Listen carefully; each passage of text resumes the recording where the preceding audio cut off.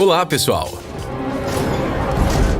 Muitos acreditam que os desenhos animados são uma diversão para as crianças e que dificilmente podem ser interessantes para o público adulto. No entanto, os criadores das animações fazem seu trabalho muito cuidadosamente e às vezes podemos encontrar nos desenhos animados mensagens e segredos realmente inesperados que simplesmente precisam ser revelados. Ao vê-los, você deixa de pensar que tudo isso não passa de um entretenimento infantil, já que alguns desses mistérios não podem ser resolvidos nem mesmo por adultos. Hoje nós vamos nos aprofundar nos segredos dos desenhos animados mais famosos. Vamos lá!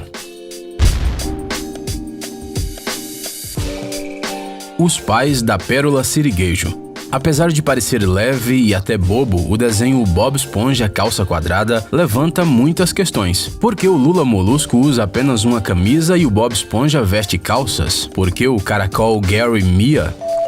Como o fogo queima debaixo d'água? E a mais importante delas, e que preocupa muitos fãs, é uma pergunta que diz respeito à Pérola, filha do seu siriguejo. Quem são realmente seus pais? É claro que, seguindo a lógica do desenho animado, a coisa é complicada, afinal a probabilidade do siriguejo ser o pai biológico de uma jovem cachalote é muito pequena. Mas então por que esse personagem poderia ter adotado a Pérola e onde é que está a mãe dela? A Pérola definitivamente tinha uma mãe, e além disso, o siriguejo a conhecia muito bem. Em um dos episódios, ele disse emocionado: "A Pérola é tão parecida com a mãe." De acordo com uma teoria dos fãs, a mãe da Pérola foi vítima dos baleeiros e o seu siriguejo salvou a garota. Muito tocante, mas existem alguns poréns. No episódio Aniversário da Baleia, o seu siriguejo mostra uma fita onde está escrito "É uma menina" e diz que é do dia em que a Pérola nasceu. Ou seja, o seu siriguejo não pode ter adotado a Pérola, afinal ele viu ela nascer. Outras evidências indicam que a mãe da Pérola de fato se casou com seu siriguejo quando ela estava grávida. Mas Steven Hillenburg, o criador do desenho, foi fortemente contra a revelação disso no episódio. Aparentemente, a mãe da Pérola morreu e o seu siriguejo se tornou um pai solteiro. Mas, e o pai biológico? Tudo o que sabemos é que ele era uma baleia, mas onde ele está, ninguém sabe. Existe uma teoria de que ele está na prisão. Coincidentemente, no episódio Fuga da Prisão, vemos uma baleia que realmente se parece com a Pérola. Isso também explicaria por que a mãe da Pérola largou o pai e se casou com outro. A casa do Lula Molusco.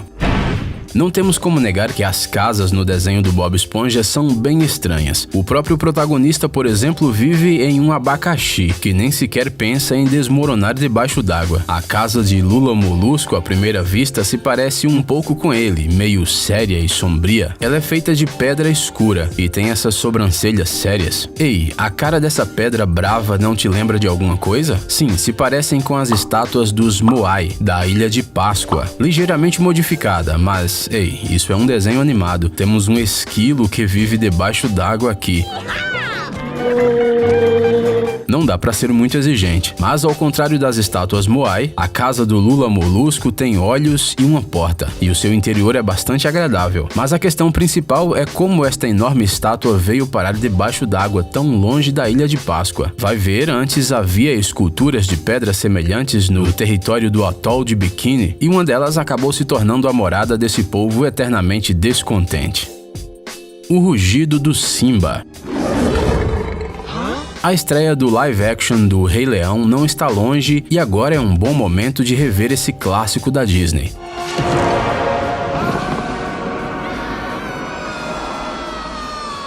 Vamos dar só uma ouvida em como o Simba ruge no desenho animado.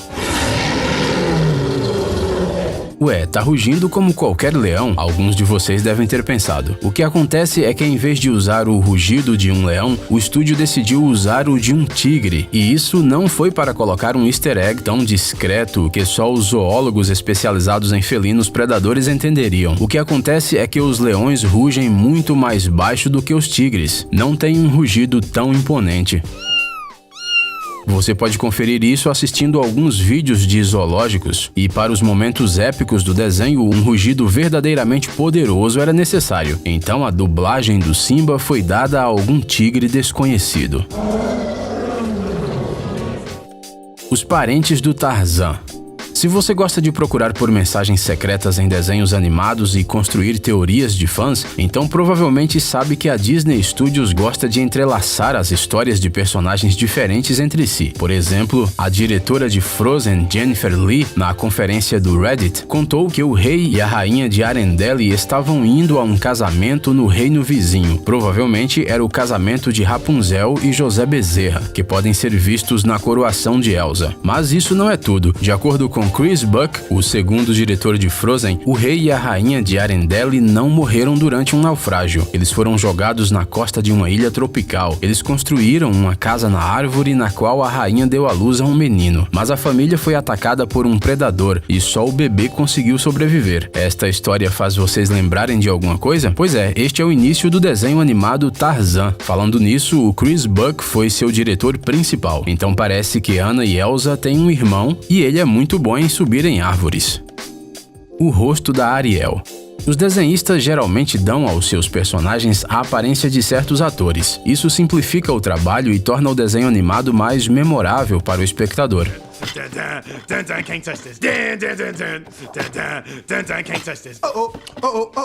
A Ariel da Disney não é exceção. A personagem foi baseada na Pequena Sereia do conto original de Andersen, mas o co-diretor e roteirista Ron Clements achou a história muito trágica e triste, então a modificou um pouco. O visual original da Ariel foi criado pelo animador Glenn Keane, e segundo ele, a aparência da Pequena Sereia foi baseada em sua esposa, mas outra inspiração para a aparência de Ariel foi a atriz Alyssa Milano. Naquela época ela tinha 16 anos, mas mesmo se você olhar para a Milano adulta e compará-la com a Ariel, é difícil não notar as semelhanças.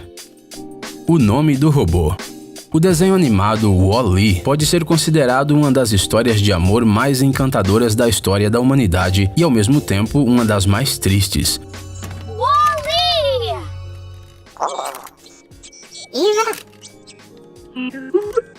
O personagem principal do desenho animado é o Wall-E, um robô bonitinho que limpa o lixo em um planeta abandonado, antes conhecido como Terra. Quando um belo dia, bem, é melhor você mesmo assistir ao desenho. Nós revelaremos um pequeno segredo sobre o filme, sobre o nome do robô. Não é por acaso que o pequeno gari tecnológico se chamava Wall-E. Essa é uma referência ao lendário Walt Disney. Afinal, seu nome completo era Walter Elias Disney, abreviado como Wall-E. Só foi preciso colocar mais uma letra L para parecer mais com o nome de um robô. Bonitinho esse detalhe. O vendedor de lâmpadas.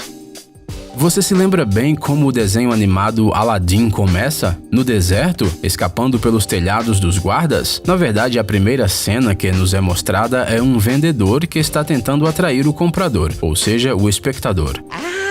Salam and good evening to you. E quando o comprador, isto é, o espectador, está prestes a sair, o comerciante faz a última tentativa desesperada de detê-lo e tira uma lâmpada da manga. Ele garante que isso está longe de ser uma lâmpada comum, esfrega e começa a contar uma história sobre o Aladdin. Então, todo o desenho é apenas uma história contada por um vendedor astuto de um dos mercados de Agrabah. Parece que eles sabiam muito sobre campanhas publicitárias. Porém, há uma teoria de que esse vendedor é na verdade o próprio gênio. Primeiro, isso explicaria como uma coisa tão valiosa foi parar na mão de um vendedor qualquer. E em segundo lugar, eles se parecem muito. Veja só, cavanhaque escuro, sorriso malandro, paixão pela cor azul e um corpo meio oval. É claro que tudo poderia ser explicado por uma possível preguiça dos animadores, mas esse é o Aladdin, um dos desenhos animados mais legais da Disney. É pouco provável que o estúdio tenha feito essa similaridade de modo acidental. Outra coisa, apenas esses dois personagens quebram a quarta parede, isto é, se comunicam com o público e também fazem referências a coisas do nosso tempo. E ambos foram dublados por Robin Williams.